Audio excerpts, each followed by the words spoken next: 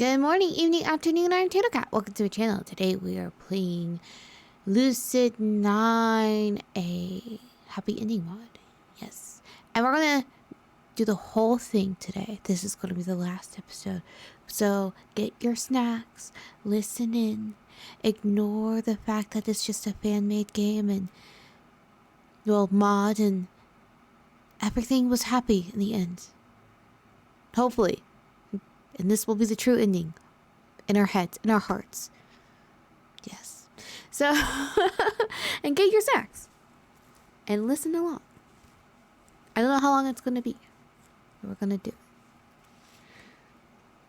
So, previously, we finally got to Seto. We learned about the river in Seto, which I think is a nice touch. Because, honestly, we kind of don't get much Seto. Like, everyone talks about Seto and in the past tense and possibly going back, but we don't get a whole ton of things about Seto in the actual game. So, you know, the thing about a river, I think, is a nice touch, especially with Yama and his thing with water, rightfully so. And the corn thing, very happy about my corn puns. And we're talking about Oban, which is lasting a full month here in Seto. And yeah, we're getting ready for that. So let's continue. You had me worried, idiot. Please don't say anything like that ever again. I'm actually just looking forward to dying, but I doubt Rui or my mother need to hear that right now.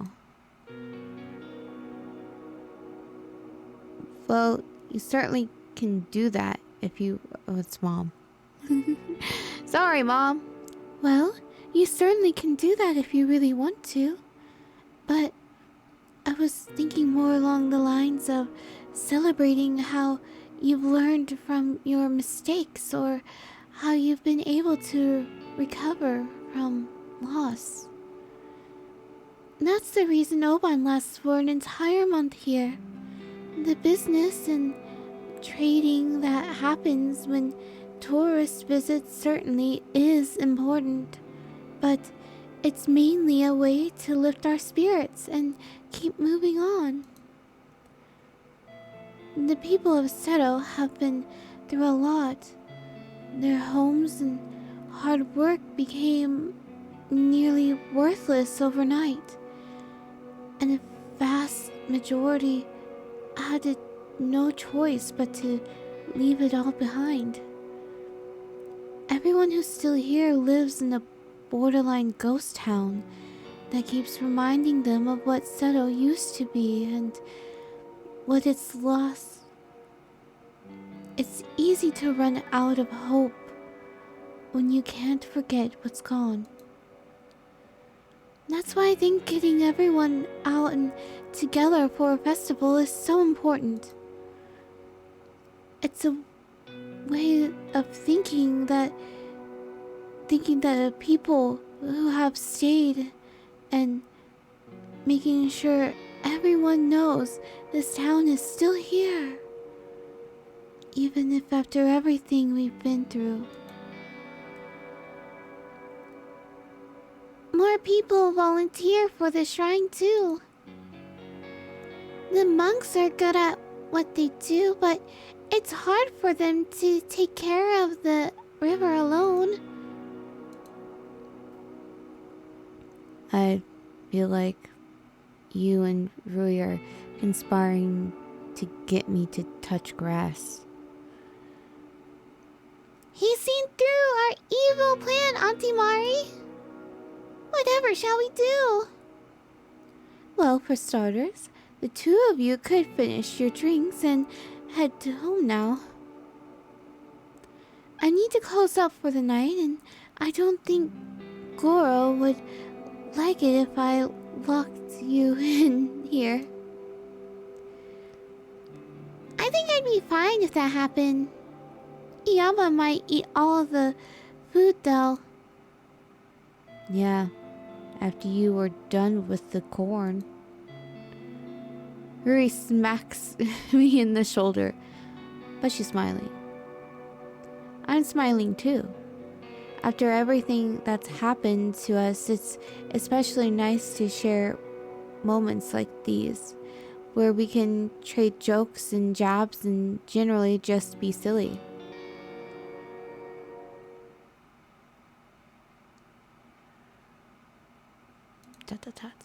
You know, I forgot how much this game loves the ellipses. The dot dot dots. I believe that's what they're called. I could be dumb and then they're not called ellipses, and I've imagined that. Or ellipses could be a different thing. But this game has a lot of it. I'm not talking about like fan mod, like the actual game has a lot of ellipses. I'm going to keep calling it that now. Don't know if that's what it's actually called, but I'm going to call it that. Someone's going to be like, no, you're wrong. It almost makes me feel like nothing ever went wrong. My mother closes up the restaurant for the night, and Rui and I leisurely make our way back to home. The mountains are unusually gorgeous at this time of day, when just the barest sliver of the setting sun peeks up over them. The sky is orange and pink like a cozy fire or some kind of tropical fruit medley, with shadowed rocks, faces, contrasting jagged edges that glow with the last light of the day. While closing up for the first night of Oban means a significant loss of potential revenue, my parents don't seem to mind. In fact, they picked today to cook an elaborate dinner in honor of, I don't know actually, aside from it being the first night of Oban. We're all living together now, so maybe just because they can? At any rate, I won't turn down a free food, even if it means that our house has to be mildly overcrowded for the rest of time itself. As it stands, the sole room in our house with an abundance of space left is the kitchen. But I guess that when you live with the head chefs and co-owners of Ishimoto's Ramen and Izakaya, that's going to be a priority. Right now, Rui is in there with my parents, helping them chop vegetables, load the dishwasher, and generally just cleaning and moving things when she's not standing around doing nothing. It's a fairly severe underutilization of her culinary talents, and while I'd like to step in and help her, I'm not sure what I'd even do. As embarrassing as it is to say, I've never been a huge fan of fire or knives either. I generally avoid kitchens because of them, and when I do have to cook, I can barely boil water without burning the pot. So, that's a talent in itself. As a result, I'm stuck sitting around an otherwise empty table with Rui's parents, struggling with every passing moment to find a topic of conversation that's both engaging and not excessively morbid. That can be hard if you have a dark sense of humor and you're depressed. However, just as I start thinking I'd rather be stuck in that armored transport with Natsuki than continue sitting here, Rui sits down next to me at the dinner table after being politely dismissed from the kitchen. I make fun of her for being in the way. She makes fun of me for having the conversation skills of drywall.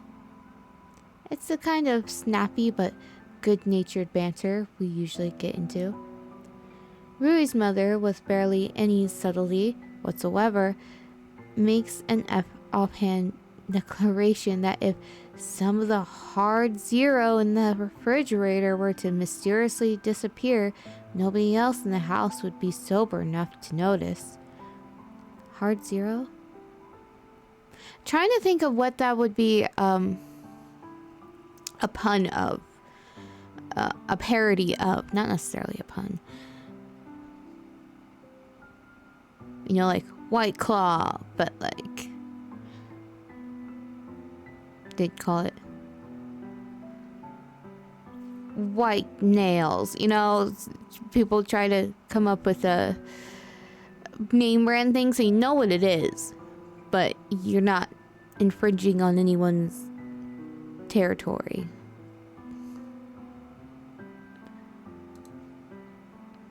Also, aren't we underage? But you know, with parent permissions, whatever. Sure enough, once we sit down to eat, everyone over the age of 20 starts drinking way more than they should, resulting in a collective jovial din that's somewhat annoying to listen to without a drink of my own. I gently take Rui's hand and jerk my head towards the kitchen. Understanding my meaning, she rolls her eyes but ultimately follows me as the two of us excuse ourselves from the table to put our dishes in the dishwasher and definitely nothing else. Our parents are so drunk that they don't even take notice of our departure. Actually, it's much more likely they do notice but don't really care about us suddenly going somewhere else. Even if they weren't completely hammered, that wouldn't surprise me. For as long as I've known her, Rui's been nothing if not responsible.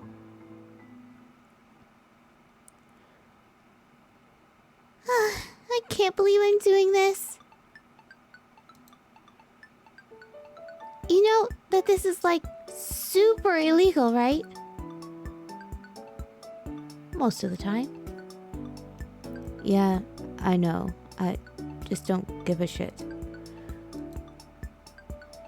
Well, at least you're honest about it. Even if it is a stupid thing to be honest about. Rui uses her elbow on the door behind her, pushing it shut in a surprisingly careful fashion. Hey, it's important to live your life with a bit of cathartic negligence.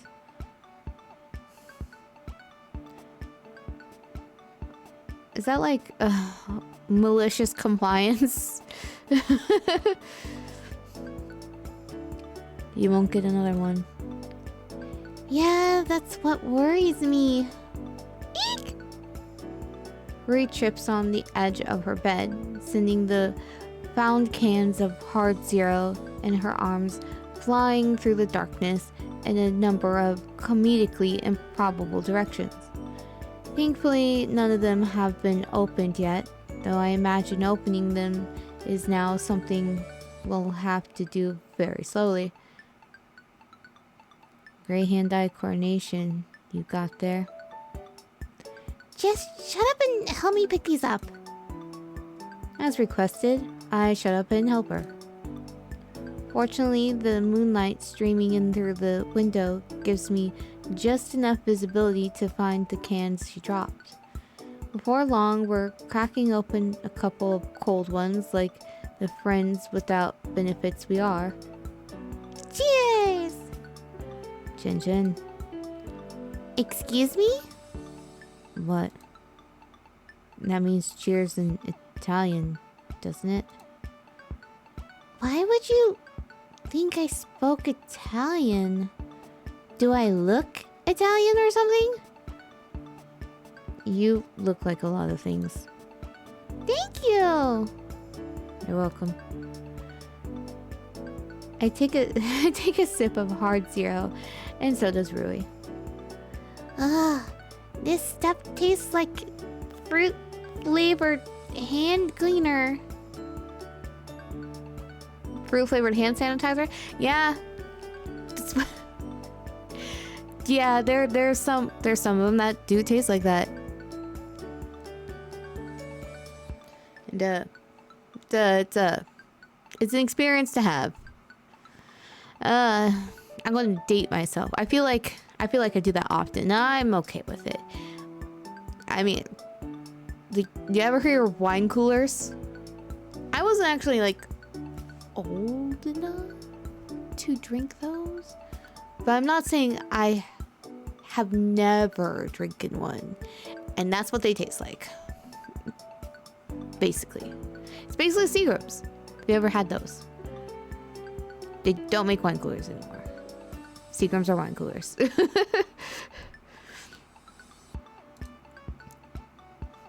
It's literally alcohol and fruit juice. Were you expecting something else? I was expecting something a little better than fruit flavored hand cleaner. Yeah, you can make good drinks that don't taste like fruit flavored hand cleaner. She's not wrong, Yama. Whatever. At least it's not beer. Rui, I can relate. Not a beer drinker. But the glory of substance abuse. Here. Rui tilts her head up at nearly 90-degree angle and chugging the alcoholic beverage. Oh no, Rui. Like a middle-aged salary man at a frat party. Yeah, you gotta chug the whole thing. Chug it. You know, and you show that it's empty by putting it over your head. Like, and you slam it on the table. As I hit a bowl that I was eating soup from earlier. Yeah, that's how you do it. If you really want to do it that way. Or you can just drink like a normal person.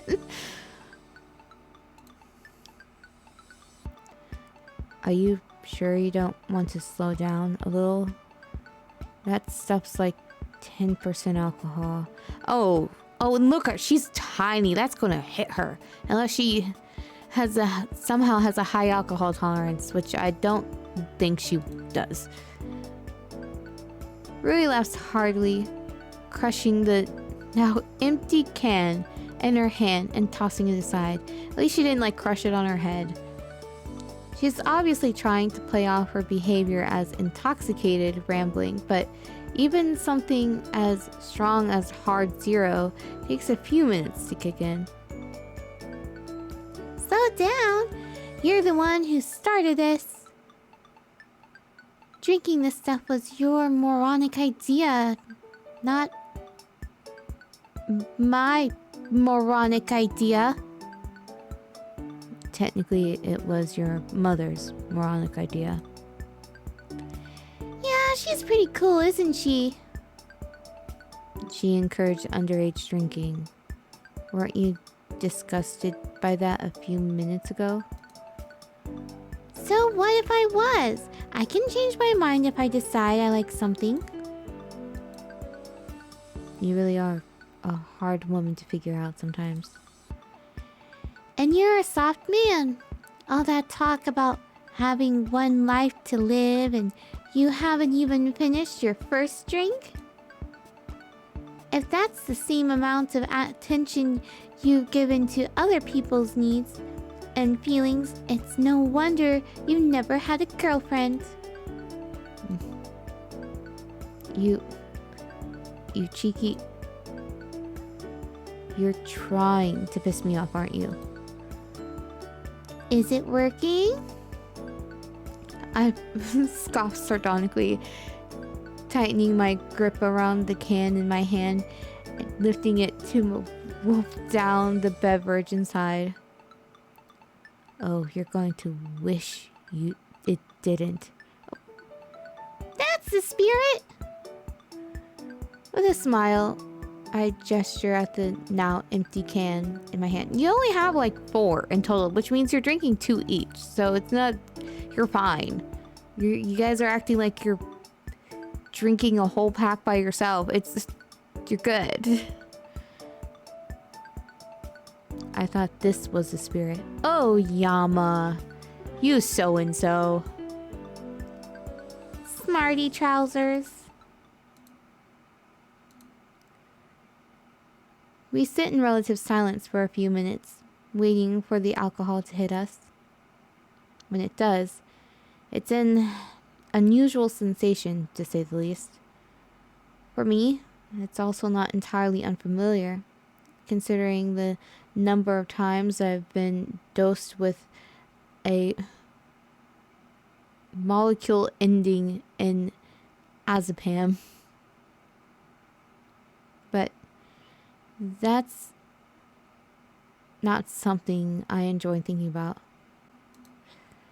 This time, however, the unnaturally serene black void that seems to descend on me and sweep through my body is a product of a choice that I'm pretty sure I made.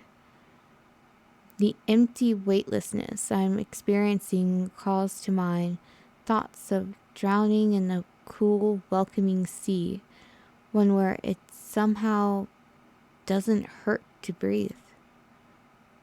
It feels like the end, but in this instance, it's a comfortable end. Well, don't get too into that, because you might end up becoming an alcoholic. Emma? What's up? You need something? No, not really. Are you, doing okay over there? Honestly? Please? I don't even know what okay means anymore. Yeah, same here. Rui forces a smile, likely as desperate as I am to get rid of the misery that's suddenly fallen onto both of us. Oh yeah, I forgot it's the first night of Oban. Wait, how would she even forget that? Do you maybe want to go watch the fireworks together? I mean, if you're not busy, I don't want to drag you outside or anything. I actually like that. I'd like that a lot. Did he say did he say that? Oh, I wonder why it does that. Why it doesn't show all of the dialogue. That's curious.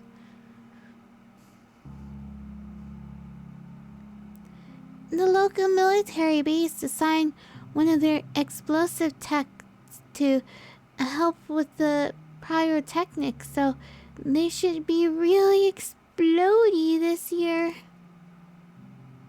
I shrug and stand up, but not before stowing another full can of Hard Zero in my jacket pocket. Sure, why not? It's not like I've got anything better to do. Really? Yay! I mean, that's cool. It's cool of you to do that. You do have those 2 other cans of Hard Zero with you, right? I smirk at her. Think you're gonna need them? Shut up and turn around. I need to change into something that isn't covered in kitchen gunk. Or the same outfit we've been wearing for like several days? That's just a visual novel thing, though. One day, I'm going to just create a whole list of visual novel things. Like going, oh, it's so busy here. And like, there's no one in the background. Or there's 2 people. Oh, it's so dark outside. Not dark.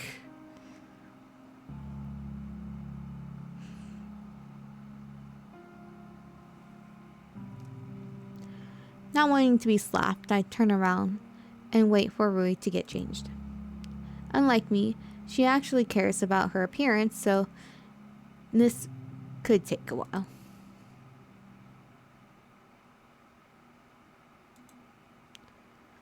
Okay, I'm done. You can turn around now. That is, if it's not too much effort for you. What? Wow, Rui. Look at you in a whole other outfit. and you did your makeup.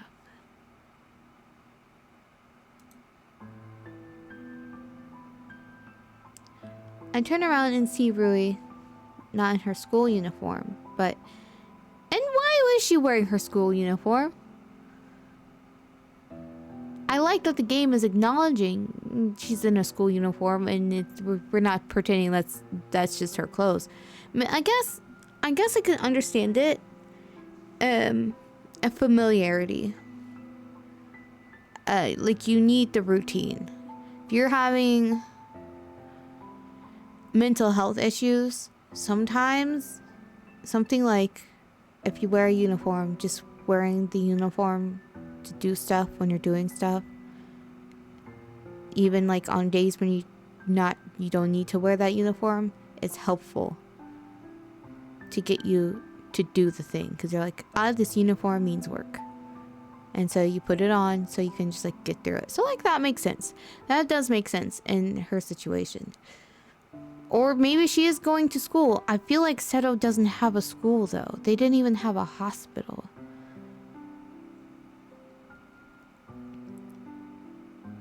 I turn around and see Rui not in her school uniform, but in a modestly frilly dark blue belted dress and platform shoes. You know, I'm curious because Spartancupcake said they use AI. I'm using they, and I should just ask Spartancupcake what their pronouns are someday, so I can properly say them. But I wonder if the picture came before this part, or if the words came before the picture. Because I know you don't have to be super detailed. Some people just put in a bit of stuff and then it's created. And then sometimes people use a lot of details. So yeah, it's food for thought.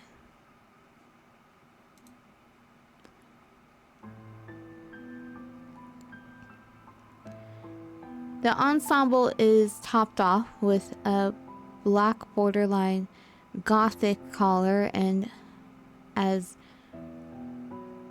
a white angel wing pendant. It is cute. To me, it looks more like a bumblebee. Because it's like this, like a white bumblebee, like silver. And like this part being the body right here, and then the other two parts, the wings of the bee.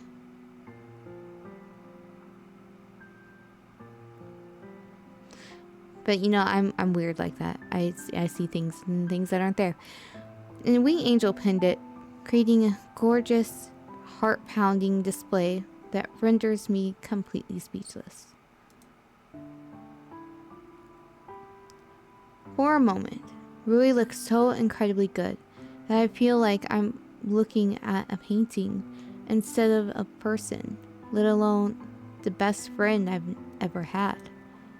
Well, how do I look? Her outfit is so immaculate that I can barely get a sentence out, much less a good one. The pendant hanging from her neck is rather appropriate too. Even without it, she'd look like an angel. Shut up! There's no way. Oh crap. I said out loud, didn't I? Time to backpedal. You know, be not afraid. Hundreds of all-seeing eyes. That kind of angel. Did you somehow miss that the last time you looked in the mirror? Of course not. I've got hundreds of all-seeing eyes, don't I? Not really, no. It was a joke, I think. Seriously? I go out of my way to wear something that's not my school uniform, and that's the best joke you can make? It makes you feel any better. You can watch me perfectly well with only 2 eyes. Well, someone has to watch you. It might as well be me. I'm like your own personal Santa Claus. I see you when you're sleeping. I know when you're awake. I even know when you're engaged in certain activities. Only when I can't sleep, though. And not in a creepy way. You've gone through a lot, and I just want to make sure that, you know. Yeah, I think I know what you're referring to. You do? I nod. How many corn cobs does it usually take?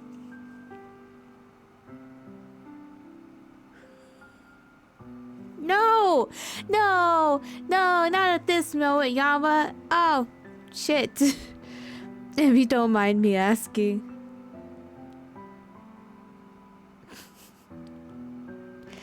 She did bring this upon herself to having to mention what he's doing when do you have a bathroom? No? Can you just, you know, he is a teenage boy, so I told you already, I don't do that. Ugh, whatever.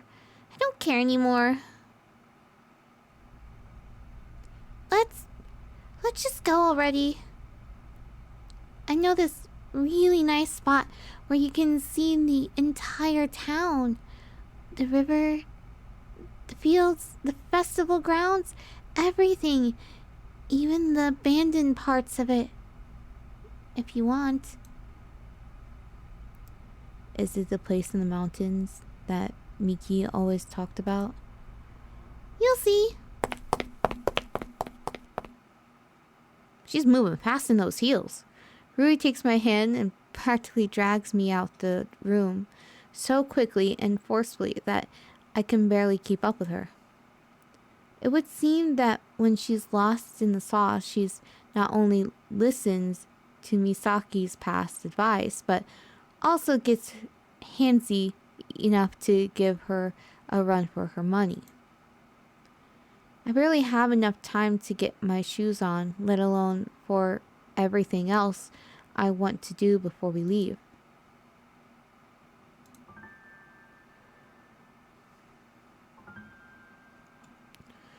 Rui and I are barely sober enough to walk, and yet, for some reason, she insists that I bring another 2 cans of hard zero with me, handing me a couple of memorial lanterns to conceal them in. An ingenious approach, even if it is somewhat sacrilegious. Yeah, it is. It is. While said lanterns are usually only launched into the sky or floated down the river on the last night of Oban, I doubt any local police are going to see them and pull us over. It's best to keep the alcohol hidden, though. It's unlikely that we'll be searched for walking under the influence, but if anyone sees us actively drinking anything, questions are definitely going to be asked. She's walking in a mountainous, ruggedy area in heels while buzzed? Nuh-uh, youth. Rui leads me to the base of a mountain. You know, I've been there. At one point, I just took off my heels. I took off my heels and walked barefoot for miles. Across, like, streets and shit. Rui led me to a base of a mountain at the edge of the town, where she tightens her grip on my hand, interlocked her fingers with mine, and leads me up a narrow hiking trail. In heels! She's hiking in heels! The 15-minute climb that follows is steep, uninterrupted, and makes me wish that I'd brought more water with me. But when we arrive at the spot Rui mentioned, the view more than makes up for how hard it was to get here.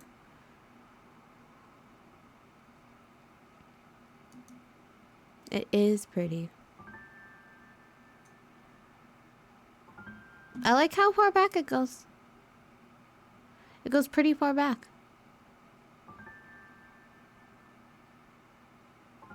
Mountains. I didn't realize it was so mountainous. It's very mountainy. Look, there's mountains all the way back here.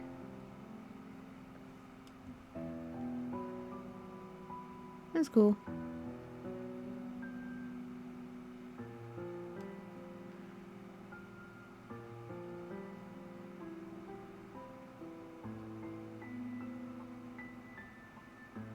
I guess it's like where the corn is. The cornfields.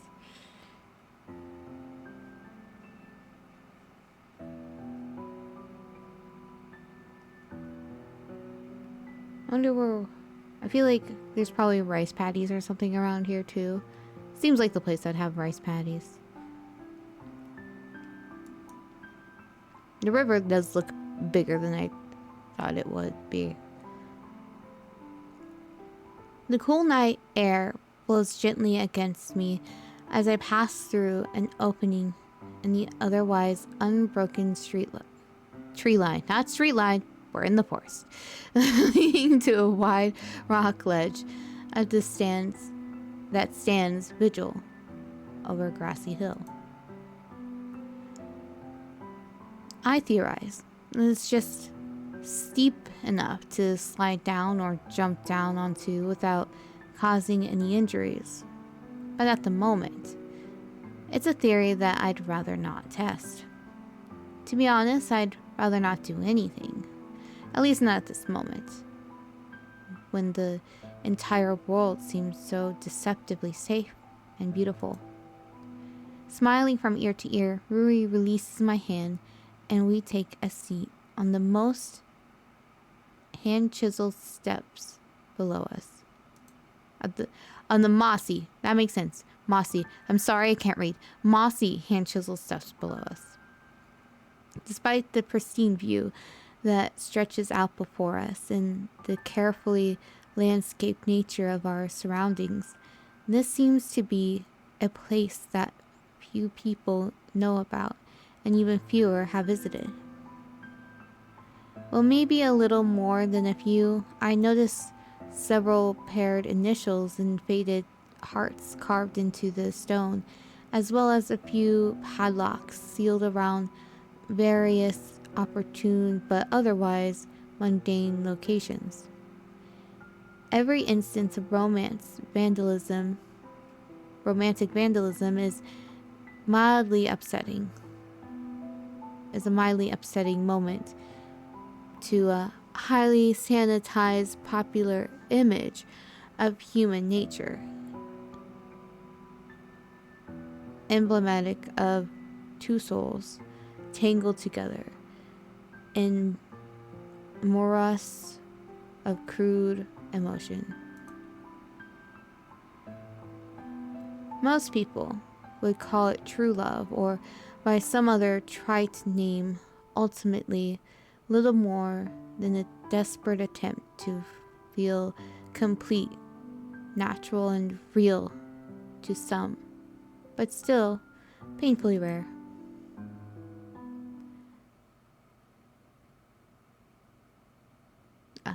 I was like, well, a whole bunch of stuff just popped out. This is just a scene change. Seeing as I can't feasibly jump off the nearby ledge to avoid the feelings they invoke in me, I resign myself to destructive contemplation. Same. An activity in which I have a depressingly amount of practice. Out of all the couples who left these here, how many are still together? How many are going to marry and have children, feeding the painful cycle of death that humanity embodies with blissful ignorance? How many of them will go through life never understanding the consequences of pursuing self-actualization and intellectual fulfillment above all else? How many of those who actually understand will even care? For my entire life, all I've ever wanted to do was to make myself and the people I cared about happy. And I've failed so many times that trying again no longer is something I can do on my own. I've seen the worst that life has to offer, and I'll remember that even if I experience the best. I've either lost all perspective of the world or gained new perspective in a world that thrives by ignoring it. Either way, I feel like I don't belong here, and I'm afraid that one day I'll feel like I do.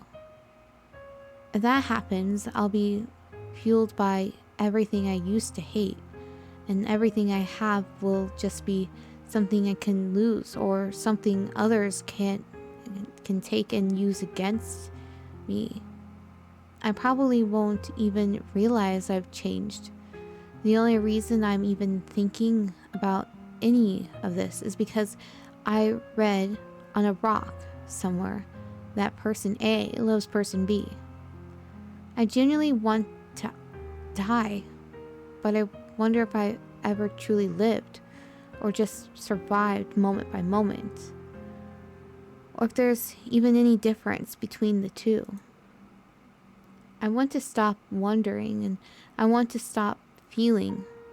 I want to be held comforted, distracted, or anything else that can make those things happen. I know what I did wrong, and I know what's wrong with me. So why does the pain have to go on like this? Why can't it just stop? You look like you're having some heavy thoughts. I feel the sudden warmth of Rui's hand against my own. Don't worry, I am too. Ever since we got here, I've had a lot of bad stuff on my mind. I thought you'd feel better if I hid it from you, but I'm not sure if it's been helping. In my dark, rocky sea of emotional turmoil, her touch is like a life preserver. It isn't strong enough to pull me free, but it doesn't bring me to the surface of it does bring me to the surface of my thoughts. A place where I can at least choose what to see.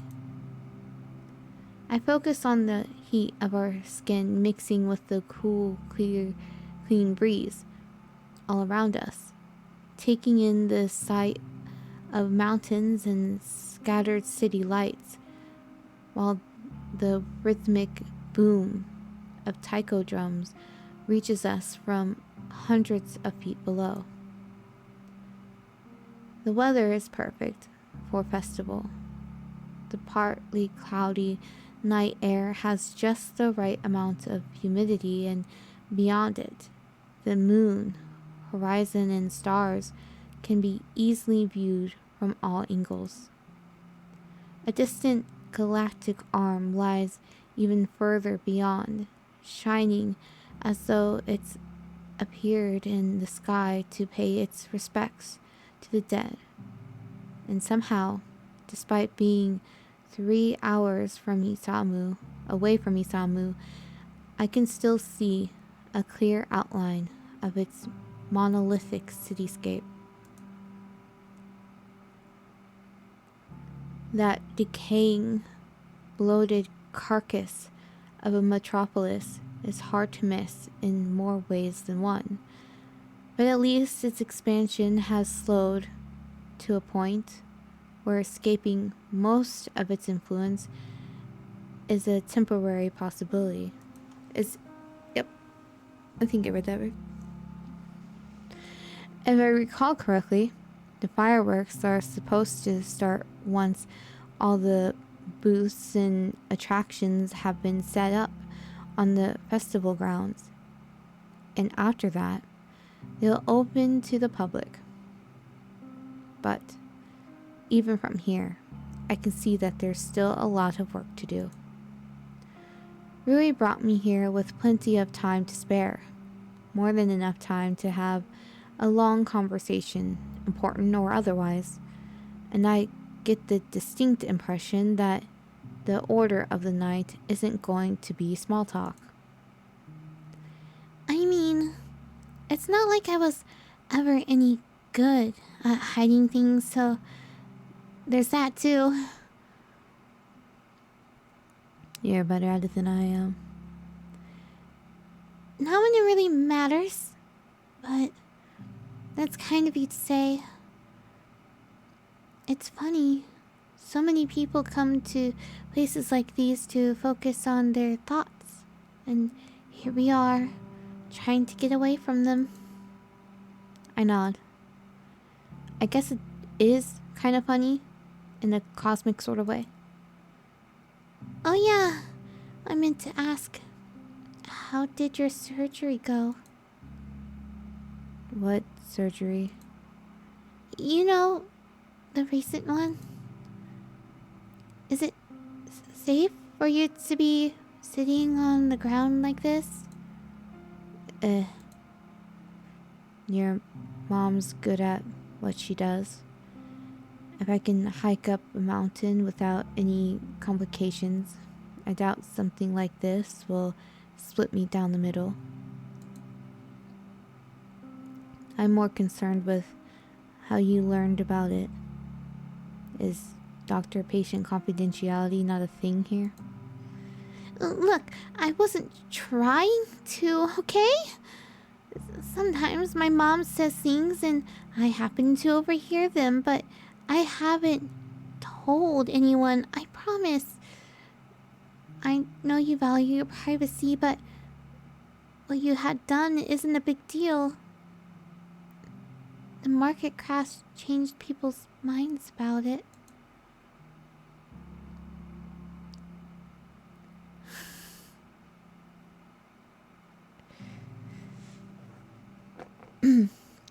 I have an IED, if knowing that makes you feel any better.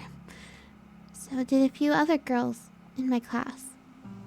Okay, Rui.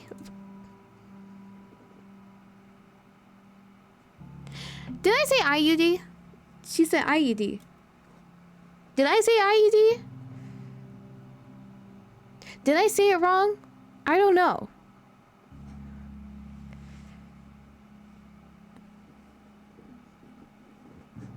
For some reason, I did not catch that until just now. I'm just like, yeah, that thing. And then I'm like, oh, wait, what? And IED? That's a bomb, Rui. I know. I just wanted to see if you were paying attention.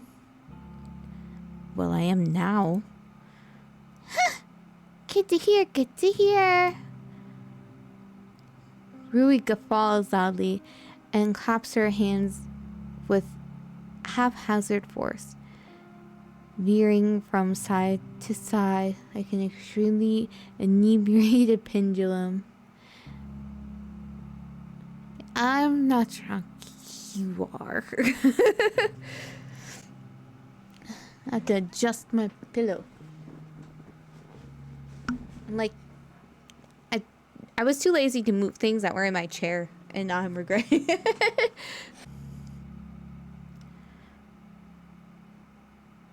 Oh yeah, we're in an inebriated pendulum. She falls to the side, nearly topples into me. I catch her by the shoulder. Manage to lift her back up. But not before I spot another can of hard zero next to her, empty and deformed against the hard stone of our perch. I had no idea she'd finished it already. That's kind of impressive, actually. I mean, you saw her chug one in front of you. She just went gulp. She unhatched her jaw and just dumped it all in. Whoa, easy there. You okay?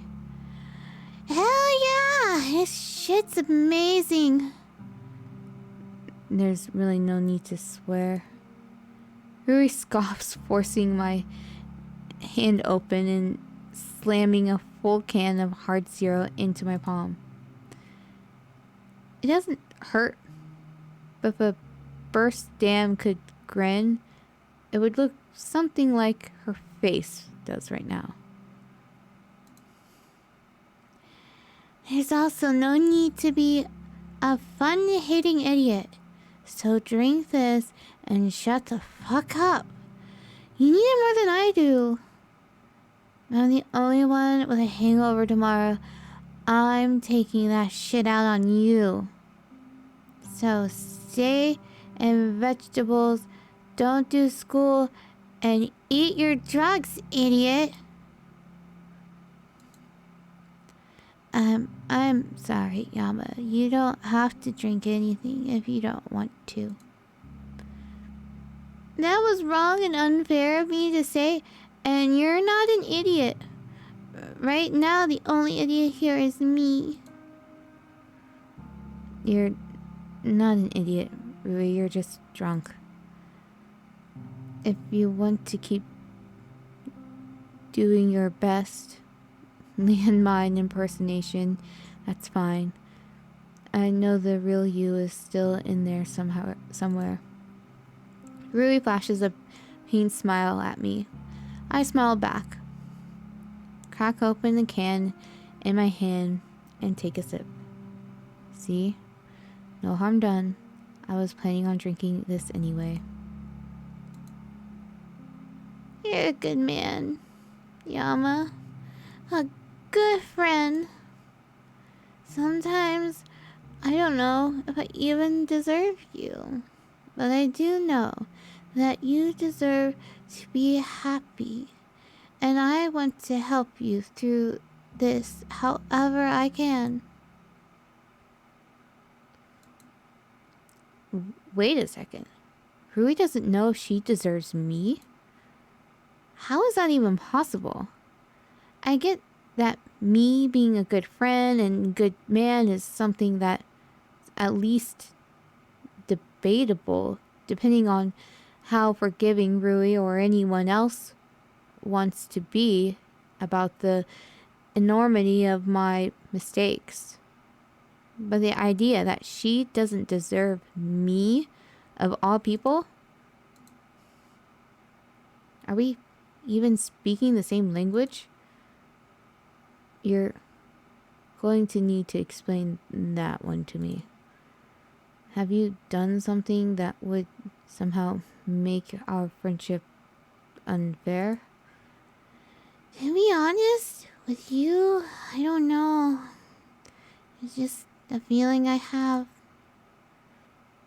I know that my feelings don't always make sense.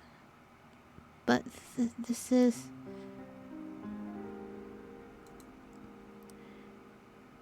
Rui clenches her teeth.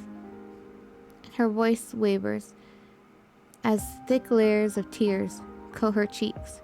Her gaze is glassy, bloodshot, and defeated, weighing down with more grief than anyone should ever have to bear in one lifetime.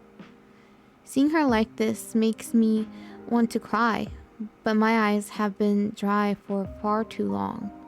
I'm forced to settle for a lump in my throat as a similar grief builds up within me, leaving me silent and without a single way to get rid of it. I can only hope that my reaction doesn't make her resent herself any more than she already does. Unbelievable. Even Even after everything we've been through together, I still can't say it. Even if I do say it, I won't get rid of this feeling. This stupid, dangerous feeling that I still owe you something. You sacrificed a feeling of genuine purpose to protect me and my parents. And all I can do now is just exist. I'm glibbering, shaking mess of a human being. I keep trying to help you so I won't feel useless and stupid, but I feel so much that when I fail, I can't even tell until I've already made everything worse. I want everyone to feel safe and happy, but that's only because I'm too weak and stupid to use people without feeling bad about it. And I've lived in so much fear, Yama. I've evaded, deflected, and projected all to keep things the way they were. It got so bad that I even started accusing you of doing the same. You want to know why I act like I'm surrounded by fake and judgmental people? I'm one of them. I'm so used to pretending to be stronger than I am that I need 2 drinks before I was willing to accept that I wasn't. I'm a decaying, replaceable part built to be destroyed and forgotten. And no matter how much help you give me, I'll never be anything else. Poor Rui. It's heartbreaking to see Rui break, because she's definitely a person where you assume that she's just, oh yeah, it's a silver line. Oh yes, it's fine. She masks a lot, and she doesn't tell other people because she seems to be the type who's like, I have to be the happy one. I have to be the uplifting one. This is what I have to be for other people. And then, so like, see, when she does break, it's really sad. Rui leans down, burying her head in her hands. Hands which fail to contain the glistening reflections of her anguish. I contemplate moving closer to offer some kind of gentle, comforting touch. But just as I'm about to, I suddenly become too afraid that she'll push it away. I know what you're probably going to say. And yes, I tried. I did everything I could to help both of us. And we kept each other alive. But is that even enough? I hate this world, Yama. I hate how it preys on the weak and the innocent. I hate how our suffering doesn't matter to anyone except us. And I hate myself for not doing more to make it better. And I feel like we're safe, but we're not. We were never safe. They might not be able to attack us here, but they don't need to. They can pin us down and wait until our savings are spent, until we have nothing. Until we are nothing. I'll stay with you until the end, but I can't make you happy or healthy again. The only thing I can do is make you feel a little better before you die. And I've never been or sorry about anything else in my life. That's enough. Yeah, you're right. Ruri wipes the tears from her eyes and holds her head high, gazing through the stars and beyond the ends of the earth. It's easy to be pessimistic right now. If I go on and on like this, we'll both feel even worse. There have to be things we haven't tried yet. Things we don't even know about. Maybe some random scientist will discover a cure for depression one day, and all we'll need to do is hold out for a little longer. No, it won't happen. And, you know, being depressed makes too much money for people.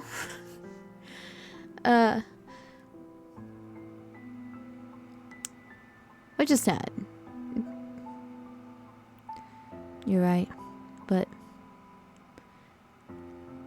I think I could have chosen my words a little better.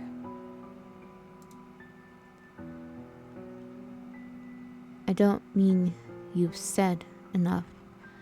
I meant that's enough. Everything you've given me and everything you've done for me is already more than I ever thought I'd get. And it's enough. I'm not going to bury my head in the sand and dream of a day where the pain is all gone. Why would I? Pain is a part of life. You can't fix it or run from it. Not completely. But you can try to live through it. There are better things in life. I haven't seen them a lot, but I know they exist. And if I know, it's because you showed them to me. Ruri says nothing, but her smile grows more intense, even while tears are still welling up in her eyes. She doesn't seem to be in pain anymore, and at worst, just looks tired from being alive. It isn't much, but it's still an improvement. And right now, I'll take whatever improvements I can get. This is a lot to be afraid of, though. I can't tell if Seto is growing or shrinking, if its local economy will hold up, or how long it'll be until our families run out of money. When that happens, we can either leave and try to survive somewhere else, or stay here and, well, you know. Understanding my meaning, but likely not wanting to, Ruri nods her head tremulously. You don't have a plan in case that happens, do you? Honestly, I'm thinking razor blades. A few good cuts will give you just enough time to say goodbye to the people you love. And you can do it in a bathtub if you want.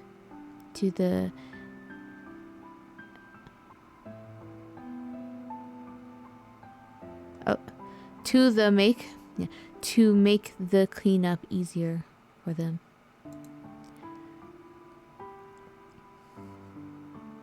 That's not funny, Yama. It wasn't meant to be funny.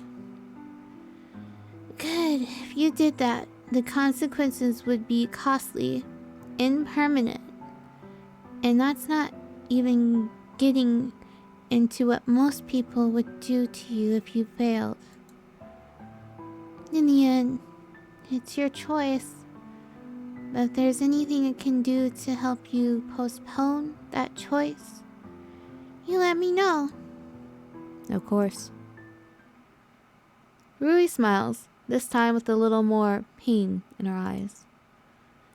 I feel bad for answering her honestly, and I can't take that answer back. but I can take her hand and watch the fireworks with her. A long silence ensues, but with Rui's soft fingers resting gently against my own, it's not uncomfortable. Quite the opposite, in fact. It feels almost excessively comfortable, as if it's too good to be true, and something is about to go wrong. Right now, though, I suppose it's just another feeling that I'll have to live with. Oh, wow. It's just... wow. Oh, there's actually a fireworks background. I didn't expect that to happen, honestly. That's cool. I thought maybe flashes, you know. Flashes would happen. And that would be it. They're like, fireworks happen, flashy color, and then that would be it. There's actually like a background with fireworks. That's nice.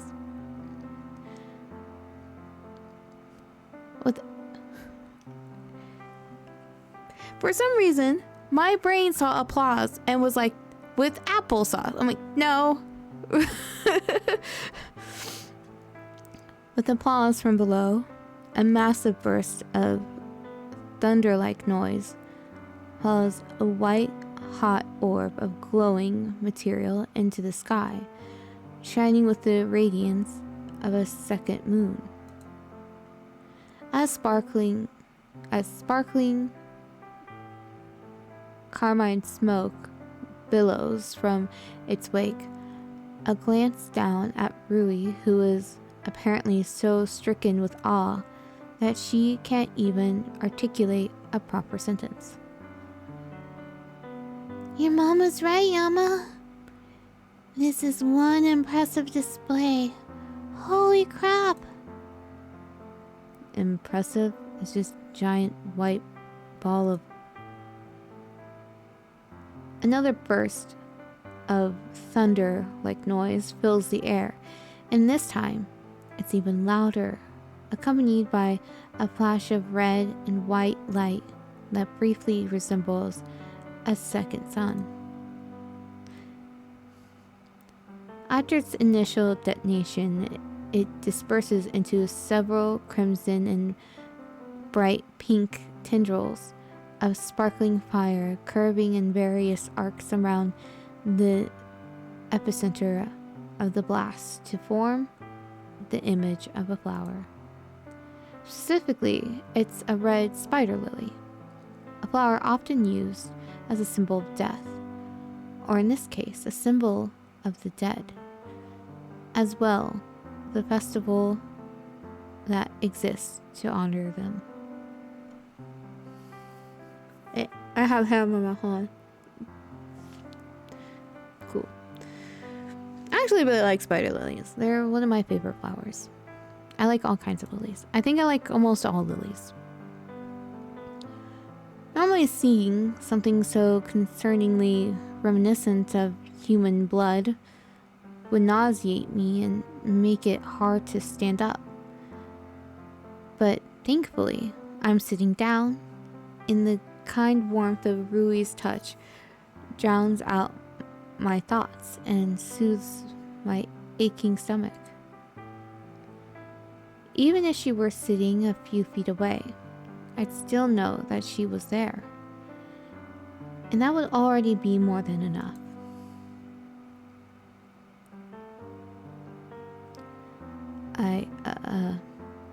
I stand corrected. Technically, you're sitting corrected. Fine, I sit corrected. Is that better? Much. Thanks, Yama.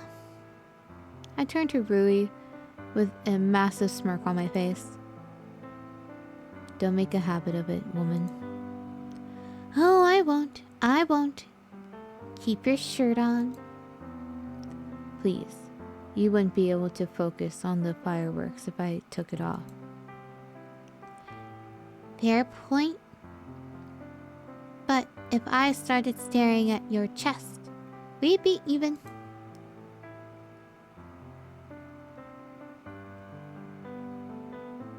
It looked like there was other words there for a second. Did I imagine that? Okay. Well, she got me there. Even if chances are that her choice in clothing wasn't a complete accident. Rue's face twists into the visage of a malfeasant double child as she uses her free hand to poke me in the torso with questionable accuracy. A malfeasant double child.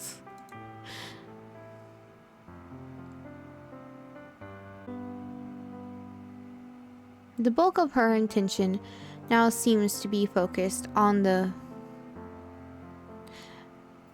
fiery spectacle above us, which is quite understandable, all things considered. To be entirely honest,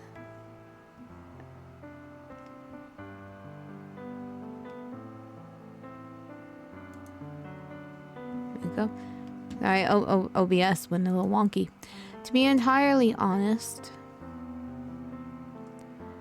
I'm actually a little intimidated by it, though I'd never say that out loud.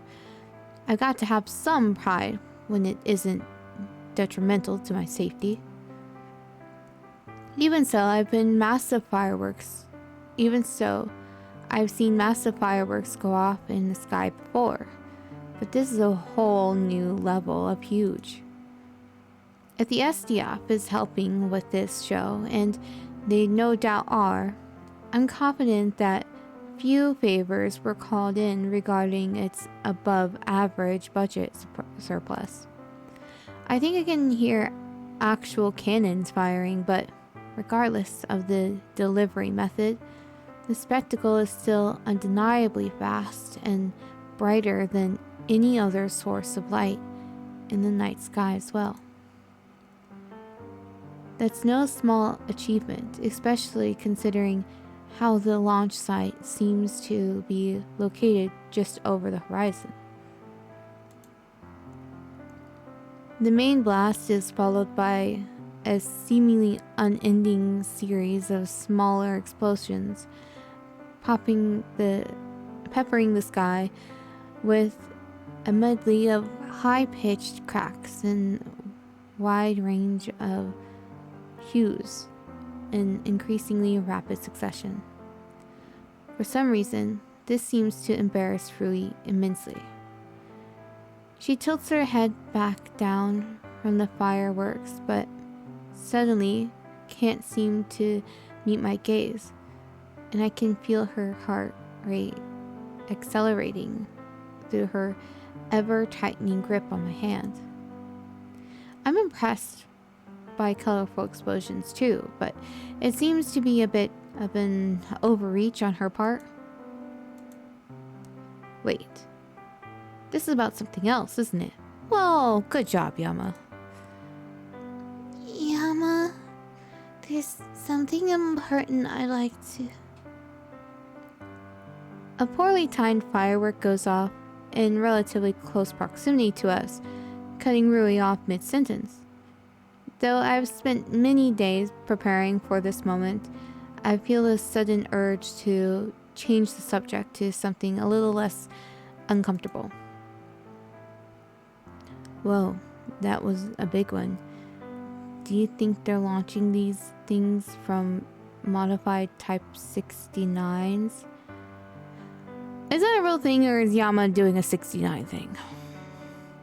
Is it 69? What does that have to do with anything? Okay, all things considered, that probably wasn't the best segue I could have come up with. What do you mean, what? Isn't that the class of self-propelled artillery the JSTF likes to use in ground engagements? Those are Type 99s, you napkin. 69, 99. What's the difference? I mean, I know it's 30, but they're just numbers. Why are you getting so worked up over them? Rui looks at me as though she's ready to slap me hard enough to cook raw chicken. To preserve the integrity of my face, I decide to be a little less lewd. We're safe from the blast, right? That is assuming that they're using modified shells and that there's anything left of them. We'd better be. I'd hate to go through months of horrible pain just to get killed off screen. Yeah, I'm right there with you, but what do you mean off screen? Nothing, it's just a figure of speech. She was! She did! We saw her body, but she got murdered off screen. Her whole family. Just when we thought it was okay. I shrug. If you say so.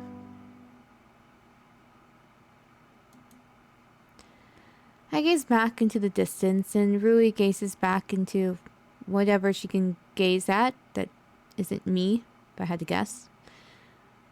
Without this steady stream of fireworks blasting going off in the distance, it would be yet another awkward silence between us. That could very well be the reason that people go to these things with good friends when they have something important to say. In this case, something really important to say. I know what that something is, and I know what has to happen next, but even after everything I've been through with Rui, I'm still not ready for it at all. Even so, the best thing I can do right now is to face it head on.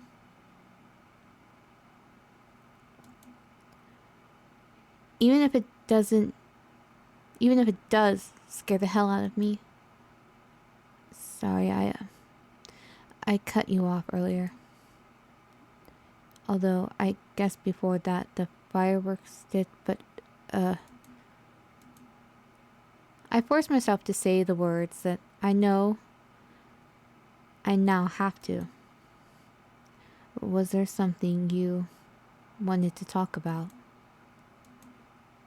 Ray nods slowly and deliberately, and after a moment of conscious preparations, pushes herself off the ground with both hands and scooches a few inches closer.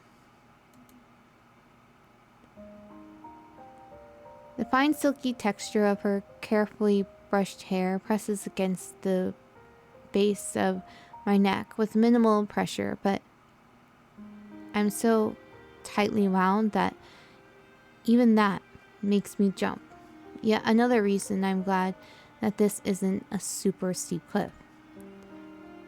Stray amber filaments, shroud in darkness, glow now with a radiance that can be seen without eyes, fanning out and tickling my exposed skin with a subtle ethereal touch, like a gentle hug from beyond this world. Scents of orange, strawberry, and vanilla waft up from the warm, comfortable weight of her head against my shoulder, calming my racing thoughts and drawing me closer with force that I neither sensed nor ever understood. Again, the backdrop of distant fireworks and leaves dancing in the pristine and rarefied mountain air. The harmony of sensations is both cloying and serene.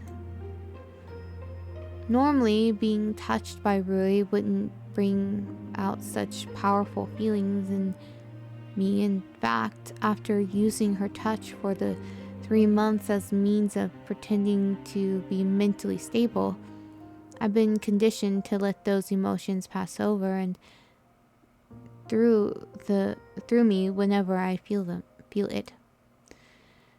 In the hospital, physical contact with her was like being invited into a warm place. A warm black ocean where no pain or reality existed, only the long kind of embrace of sleep.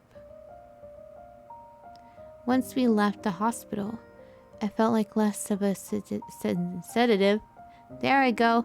And more like a mild painkiller to relieve the constant aching in my thoughts. Now, however, with Rui so close to me, I feel like I can do anything, even though I know I can't, and that makes me so nervous that I can barely sit still. Rui, on the other hand, she isn't even shaking. I'm sorry, I hit my microphone. I don't even feel the slightest tremor from her.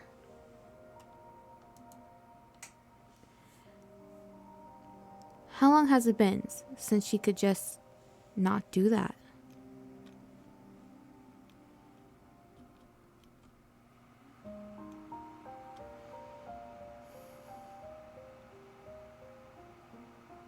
This is a cute picture. Do you remember when we had that big fight, Yama?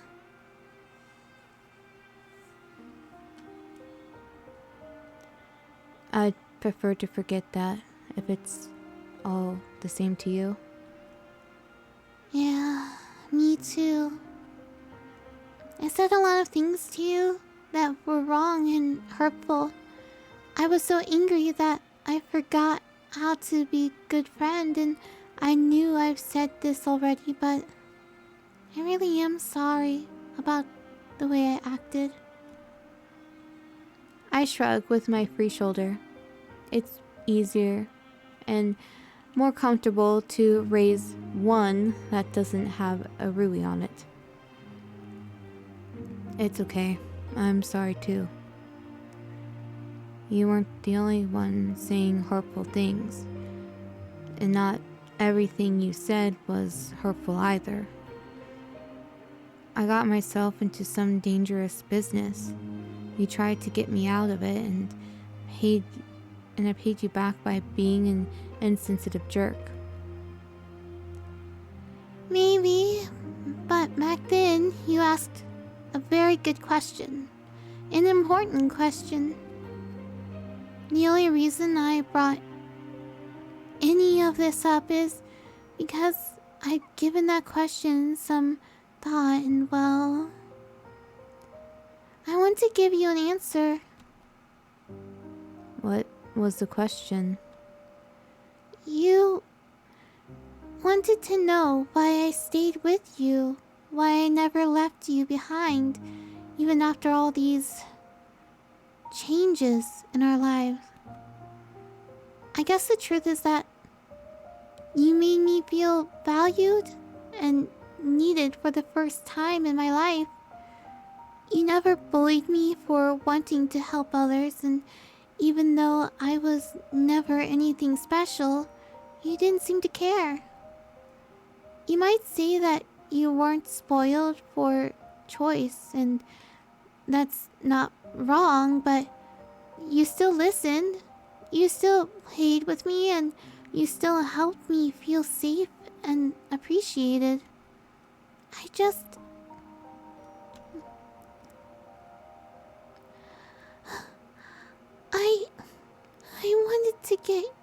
I wanted to go where you did, Yama.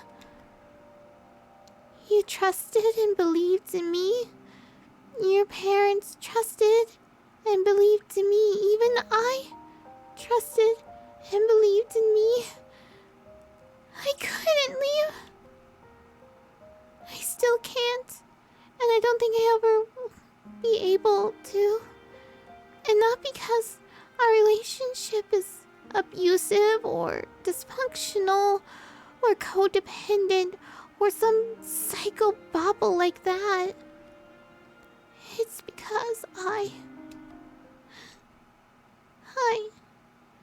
wanted to be a good friend to you, but after a while, I also wanted to be more. and I couldn't stop myself from wanting more from you than you could ever give me.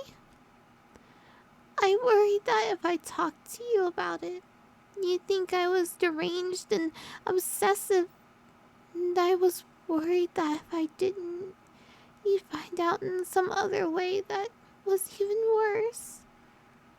Being your friend matters more to me than anything else in the world, Yama. And I don't know if telling you this will make it more difficult, but...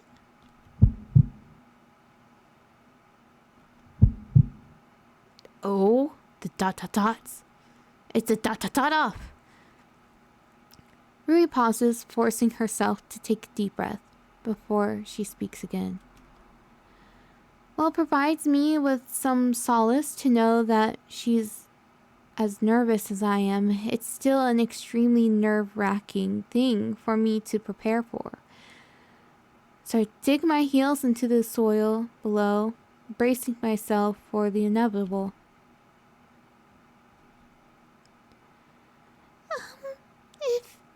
If you,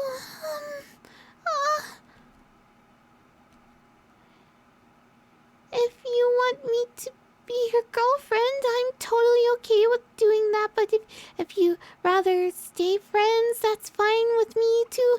And if you ever need to do lewd stuff to yourself, you can do it to me instead.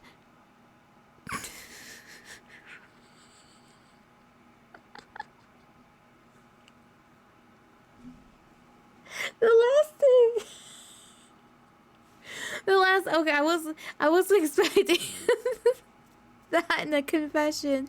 You can do lewd stuff to me instead. But I feel like it's very on brand. And she's also drunk. It's very cute. Also, look at his face. I don't think he was expecting that either. We were all expecting a confession, but we weren't expecting that to be there. Okay. Okay, Rui. Okay, wow. That was certainly something. It could have been worse, but yeah. A little more direct than I was expecting, but Rui did send a clear message.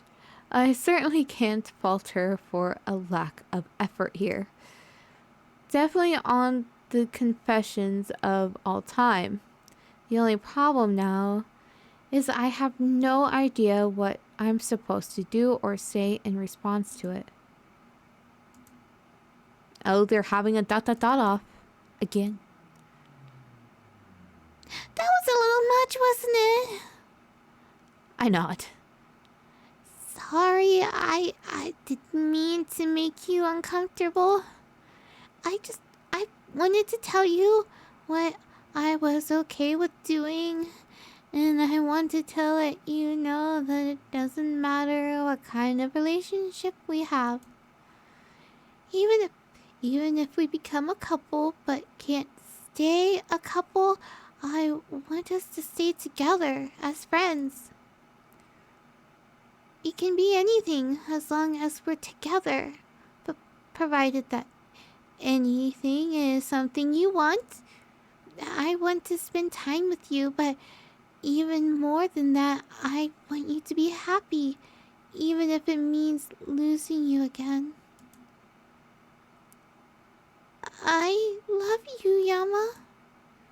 I've always loved you, and no matter what happens, I always will.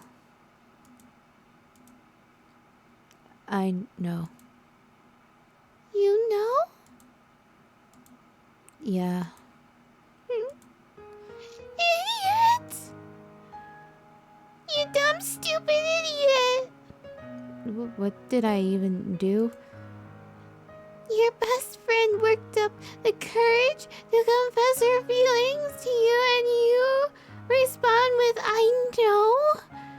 What the hell is wrong with you? Why are you asking me? I didn't even know I screwed up. To be fair, that's... I feel like I've done something similar in the past. I can't blame him for that. Oh, one time I told somebody thank you, which is probably the worst. Yeah. I can't just say, oh, he is an idiot. I am one too. I'm dumb too sometimes.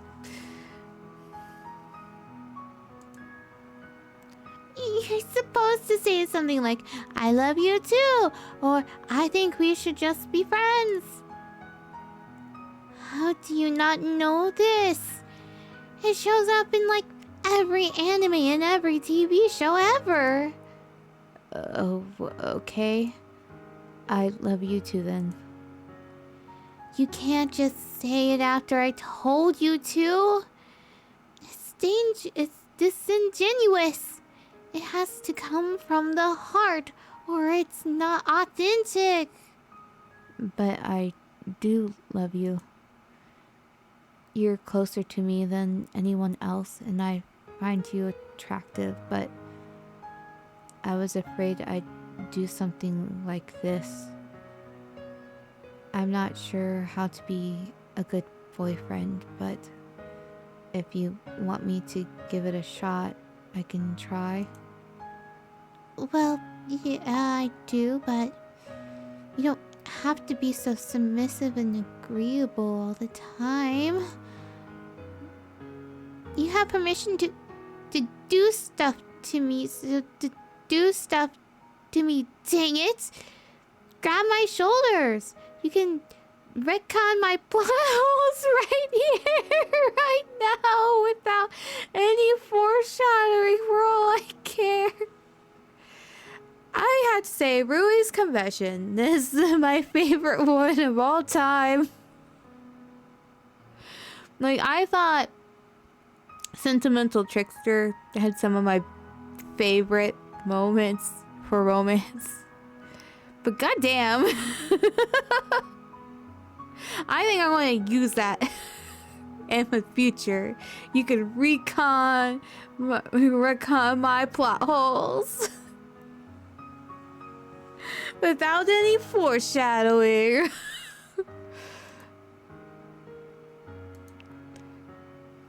What does that even mean? You drank 2 whole cans of Hard Zero. Would that even be consensual? You drink 2 whole cans of Hard Zero. You brainlet. You brainlet. That is right. It's a little late to be worrying about that.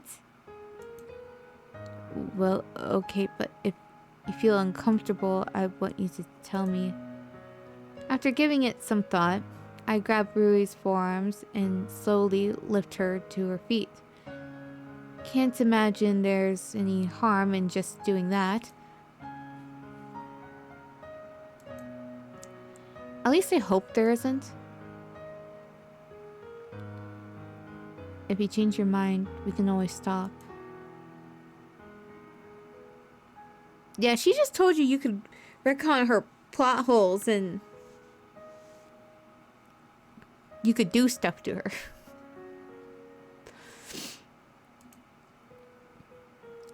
I've been here before. Well, actually, I haven't, but you know. As always, there's a road, and at the middle of it all, there's a worn, rickety sign by an intersection. No words on it, just arrows. One points forward, the other points backward. It's always been that way, and it always will be. The road ahead of me is dark, and so is the road behind me. If I keep walking, I have no idea where I'll end up, or even if I'll reach the end in my lifetime. But somehow, deep down, I know that the road has changed. It leads somewhere else now, or has it always led somewhere else? It's pitch black. I can't see anything in any direction, and that scares me. But I know that I can't stay here. If I don't choose a direction to travel in, The road will narrow and choose it for me. Even if I regret where I end up and start thinking, what about else I could have done, I can't go back. Well, I can, but when I get there, I'll just be older and more tired. It may even turn out that the place I'm trying to return to never existed at all, or that everything that made it worth returning to has been corrupted beyond recognition. Going forward could be just as bad, but maybe it's not about whether you go back or forward. Maybe the only thing you can do is keep walking until you can't walk anymore, or until you found a place where you can rest, even if you can only rest for a moment. I can't see the future.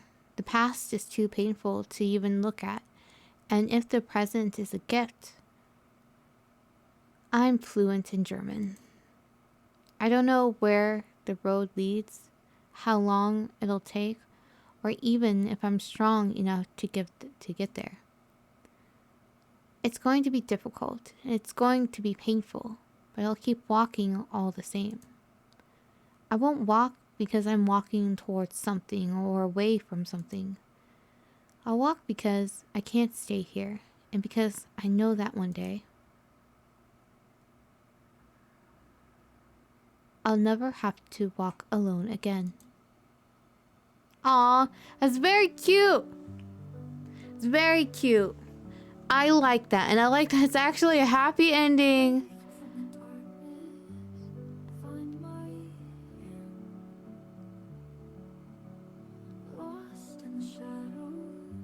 Oh wow, I enjoyed that immensely.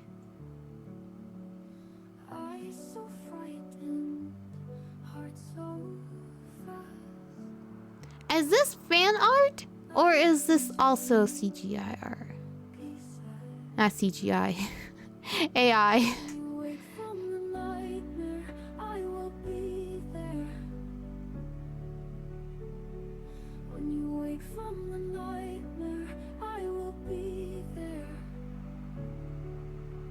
I like the song. Yes. Watch credits. Enjoy the slideshow.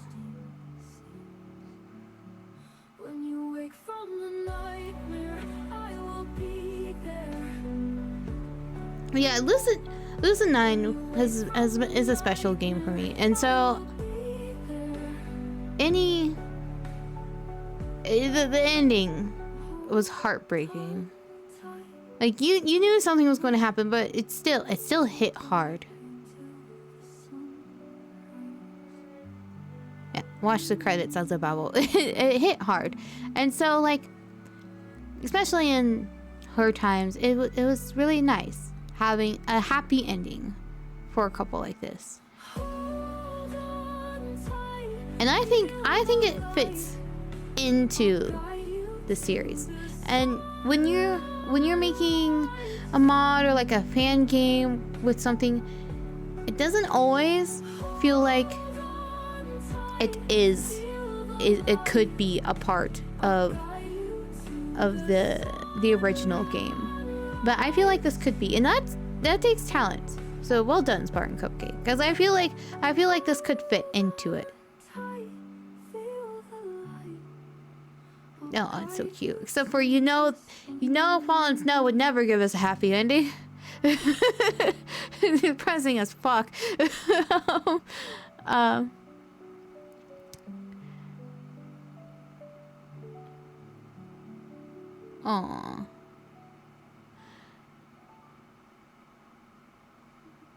Yes, I rather enjoyed it, and I don't know if this is probably concerning, but I feel like Yama is a very relatable character to me.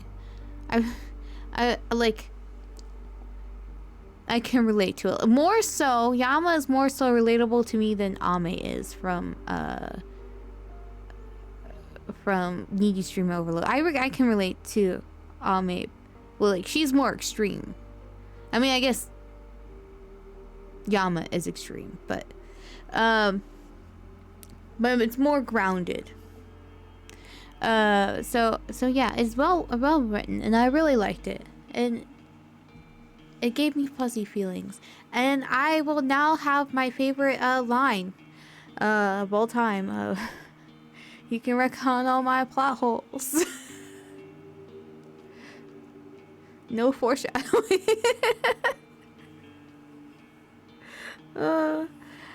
Thank you so much for watching, and Spartan Cupcake, thank you so much for making it. Yeah, I'll make sure that there's a link for this in the game. It was pretty easy to do. I didn't need to do the rippy thing. I just need to slide the folders right in, and it worked just fine.